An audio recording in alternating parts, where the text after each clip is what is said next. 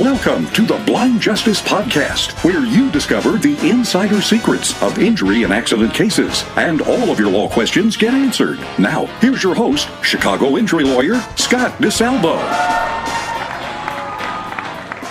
Hey guys, welcome to the native voyage of the Blind Justice, I guess it's the maiden voyage of the Blind Justice Podcast.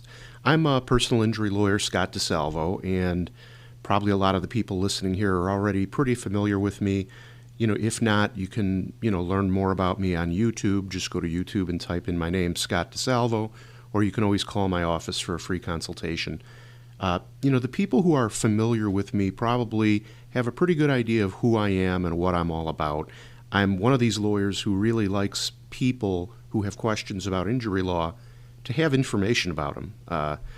Dirty little secret, a lot of the law is not that complicated. Use an analogy all the time, probably drives more sophisticated lawyers crazy, but a lot of times when you're handling a personal injury case, it's sort of like selling a used car.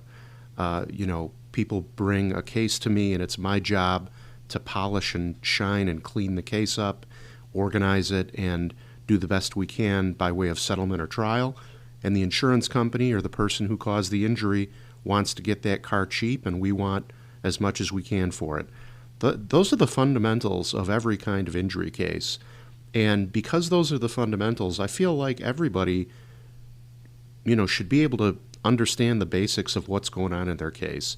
So I'm definitely not one of these guys who says, well, I'm the lawyer, you listen to me, and that's it. So I really make an effort to put out a lot of information for people so that they can get their questions answered. But obviously, every case is different, every situation is different. So if you're in a situation and you're sweating it, you should talk to a lawyer about it, because personal injury law is really a minefield. There are all these little exceptions and deadlines and things, and pretty much every personal injury lawyer worth his salt gives a free consultation. So, the information I give is that. It's informational. It's not legal advice. You need to talk to a lawyer if you're in a situation, and obviously I'm available. So the point of a podcast is literally I just want another avenue to get a lot of this information out into the hands of people who need it. Because, I talk to a lot of people, and when they first start talking to me, they're a little bit nervous. A lot of people who get hurt and they call a lawyer, they've never talked to a lawyer before, and they're afraid, is the lawyer going to try and trick me and charge me money to talk to me? Or, is the lawyer going to be a jerk? Is he going to spend 30 seconds with me and then want to get off the phone and not really answer my questions? But after people talk to me for a few minutes, they realize, no, there's, not going to be any hidden charge, and I always give a free consultation, and I end up shooting the breeze half the time with my clients, even on stuff that's non-work related. So, I want to get this information out to people so that they can feel comfortable talking to lawyers and have an idea about how these processes work. And, I plan on doing these podcasts pretty frequently, at least once a month, hopefully more often than that. Much quicker and easier to record a podcast than it is to shoot a video. I don't have to try to pretty myself up for a camera. I just set my podcasting equipment up and record. The other good news is I am looking for a co-host, and I think I might have one, but if anybody who's listening to this is interested in co-hosting a podcast, give me a holler. Last thing I'll say as an initial statement is that if you have a legal question that you would like answered on the podcast, send me an email. Well, I guess you could call my office. My office number is 312-895-0545, extension 8, and you can leave me a message or talk to me and give me your question, and I'll answer it during the podcast. Or alternatively, the other thing you can do, and this is probably easier, send me an email with your question. In the subject line of the email, just put in podcast question and send me an email to service@desalvolaw.com. Service as in at your service at desalvolaw.com, and I'll sort through those emails and answer them. So, I'm happy to be doing this podcast. I hope you enjoy it. And in a minute here, we'll we'll get going on answering a piece of mail and email question I received from a guy named John in Chicago. So keep listening.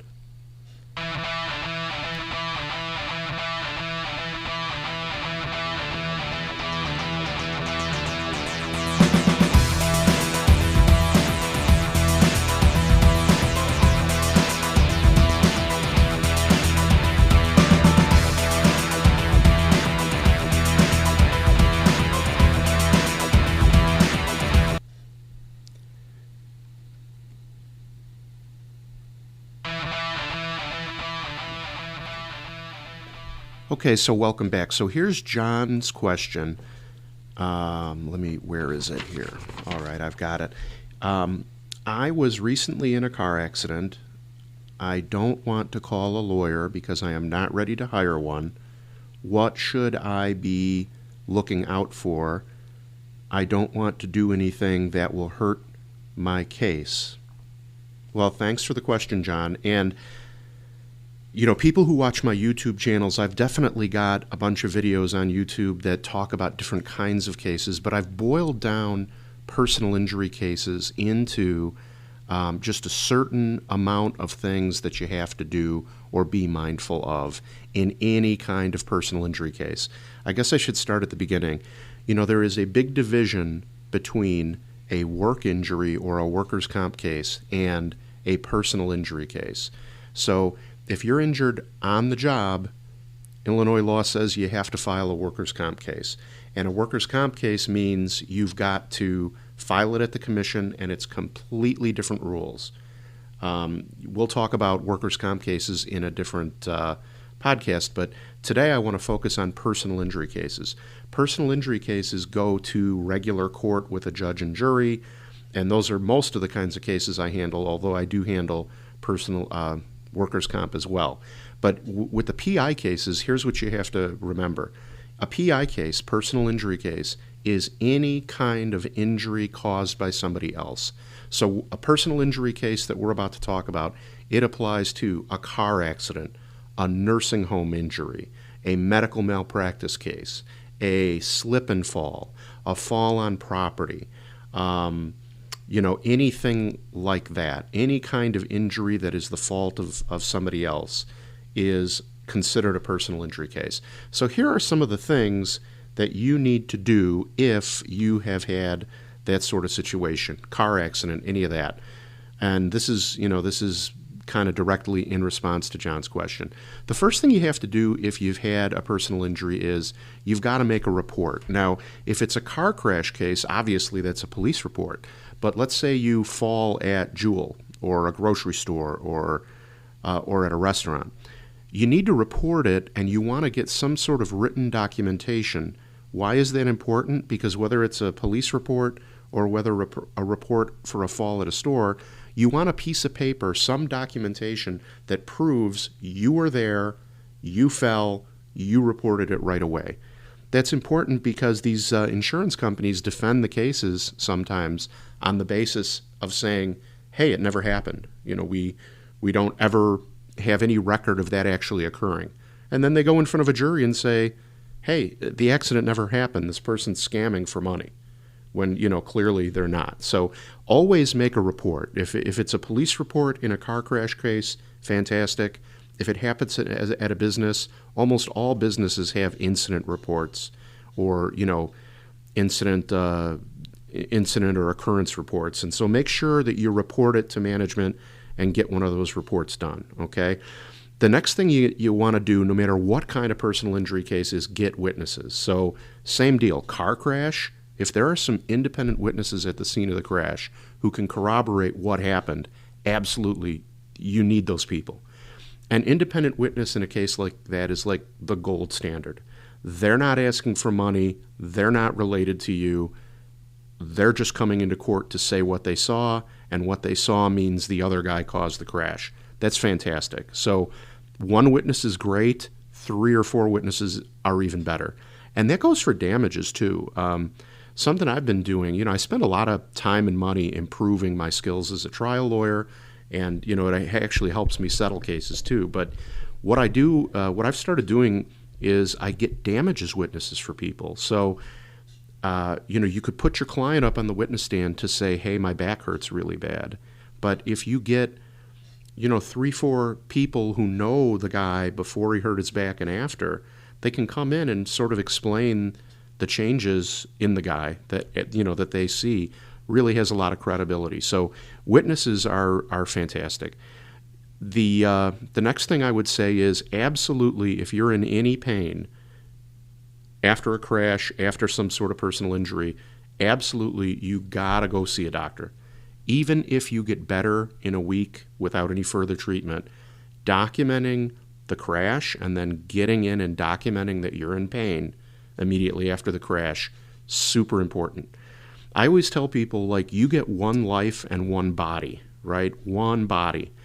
And there's no illness or disease or condition of ill that is better for you and better for your chances at a full recovery by delaying medical treatment. So go in and get checked out. If they need to give you an X-ray or an MRI or an examination, let them do it, because there's two parts to this. The first is the most important one, and that's your health. If there's something wrong with you, let's get it checked out and let's get it addressed right away. And then, of course, the second part is the more documentation there is of an injury, the stronger your case is. So if you're hurt, see a doctor. Next, you got to make sure that you see a doctor who, so this is like one hand washes the other at this point. You got to make sure you see a doctor who takes your injury seriously. I get calls from people who say, I had a great relationship with my family doctor and I went to see him, and I've been seeing him for about 90 days now. I've seen him 3 times. And every time I come in and I tell him my back hurts ever since the car crash, he gets this look on his face and he just writes me a prescription and then doesn't even want to talk to me, like he's mad at me. Well, some doctors are really mad at lawyers because they're afraid of, medical malpractice lawsuits. The problem is they're not doing you a favor by not documenting what your complaints are in the medical records. Because remember, we talked about it a minute or two. If your injuries are not documented, it makes your case harder to prove. So even though you might have a great relationship with a doctor, you could have the best family doctor in the world, if that doctor's not documenting the injuries, you got a big problem, right? So make sure the doctor addresses it and, gets you into treatment and is supportive of you if you're having pain. You don't want a doctor who ignores your pain or then doesn't document all your injuries. The shoe on the other foot, the other side of the coin here is you got to follow the doctor's advice. If the doctor tells you go get an MRI, then you got to go get an MRI. If the doctor tells you to do therapy or take medicine or come back in a week, you got to follow the doctor's advice.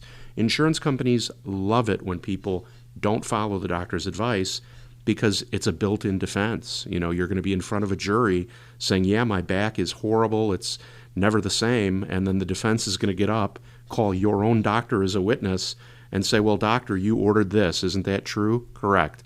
Your patient didn't follow your advice, did they? No. God, if you were on a jury, would you want to give that injured person money? It's a tough one. So make sure you got a doc who takes your injury seriously and is concerned about your health and well-being. And then on the other side of it is you got to follow the doctor's advice. Finally, insurance companies love to get people when they are off balance, nervous, they're not feeling well, and they haven't gotten any legal advice. And they call them up, and they either come to visit them live or they record the conversation over the telephone. Now, let me just distinguish something here. Like, every time you call an insurance company, you always get the operator who says, or the recorded message that says, this call may be recorded for quality assurance purposes. That's not what I'm talking about. What I'm talking about is a recorded statement. So they're going to say, well, Mr. So-and-so, Mrs. So-and-so, do you mind if we record the statement?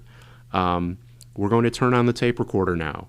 It is, June 21st at 6:30, and my name is so-and-so insurance adjuster, and I'm speaking with John Smith. Mr. Smith, do I have your permission to record this? It's a formal thing, and they have to get your formal permission to record it. So what I'm going to tell you is, like, if they want to take a recorded statement from you, that is a great sign to you that you should not do it and that they're afraid of the value that your case might have. Do not give them a recorded statement. say goodbye to them, hang up the phone, and call a lawyer for a free consultation. Because if they're taking the time and energy to take a recorded statement from you, believe me, they're not a news reporter. They don't just want the facts. They're going to ask you questions in a way to try and build a defense for themselves and hurt your case. So absolutely, if you're in that situation, they want a recorded statement, don't give them a recorded statement until you have had a chance to talk to a lawyer. So, look, these insurance companies are multi-billion-dollar companies. And, they've got lawyers on the payroll. They've got lawyers training these insurance adjusters how to interview you, to get you to say things that hurt your case, how to build a case to defeat a claim for injuries. Don't you deserve the same right to an attorney? You do, but a lot of people are afraid to talk to a lawyer, or they feel intimidated, or they're afraid there's going to be a charge, or something like that. Most lawyers, no consultation, no consultation. There's no consultation if you don't call the lawyer, but there's a free consultation, and lawyers are generally available. They don't charge you anything, and you get your questions answered. So probably the best advice is, if you've been in any kind of personal injury, nursing home abuse or neglect, a fall, medical malpractice, car crash, fall on property, fall at the grocery store, dog bite, whatever it is, you get injured through somebody else's fault, get a free consultation. And, if you get a consultation with a lawyer who acts a little bit like a jackass, let's face it, there are guys like that out there, gals like that out there.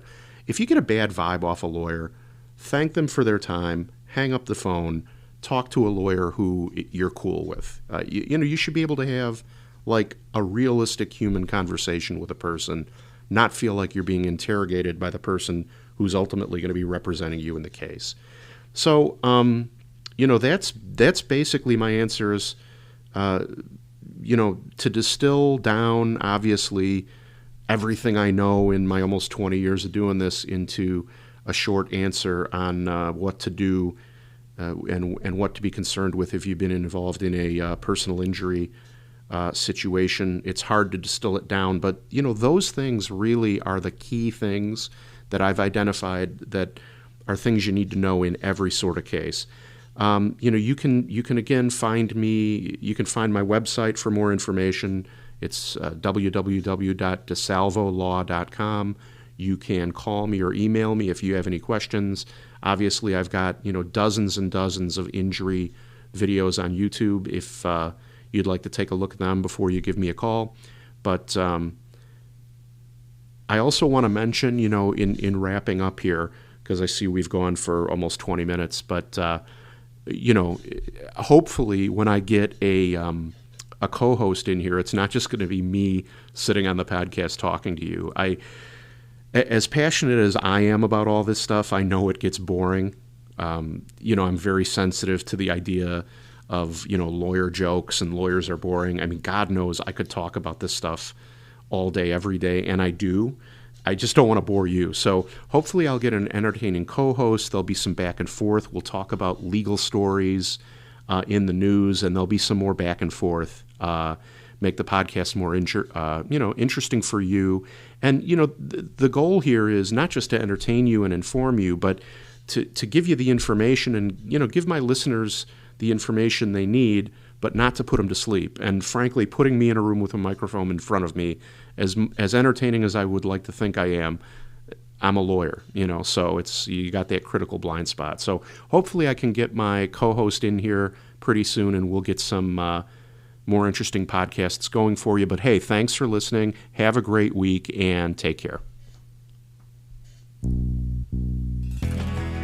Thanks for listening. I truly hope that the information in the podcast helps you no matter the situation you find yourself in. But you might need more answers or some more direct help. So there are 3 ways for you easily to find out more and to get help. If you call my toll-free 24-hour helpline, 888-HURT-318, you'll have a couple of options. 888-HURT-318 is my toll-free 24-hour telephone line. You can call that number and speak with my team night or day. First, you can call 888-HURT-318, and you can speak to me for a free consultation about your case or situation. That's always free and no obligation. Second, you can tell the operator that you'd like a free copy of my injury DVD and book. I created the DVD and book, and I give it away for free to injured people who need answers but who might not be ready to talk to a lawyer yet. Same deal, 100% free, 100% no obligation. Third and finally, you can check out my YouTube channel for informative videos about the injury case and claims process, or check out my other podcasts for more information and interesting interviews with people who know different things about various aspects of the law. I've put all of this together to help you and to answer your questions. Now, you can also help me, and I hope that you will. If you enjoyed the podcast and if it helped you at all, please subscribe, and if you can, take a minute and please post a positive review of the show. If you're listening to the podcast on YouTube, like the video and subscribe to my YouTube channel. And if you know anyone who might enjoy the podcast, please spread the word and share it on Facebook. It's my mission to spread good information to as many people as possible, and your liking and reviewing and subscribing to the podcast helps me get the word out. Thanks again. This podcast is for informational and entertainment purposes only. It doesn't substitute for consulting with a lawyer. If you have a case, speak with a lawyer right away.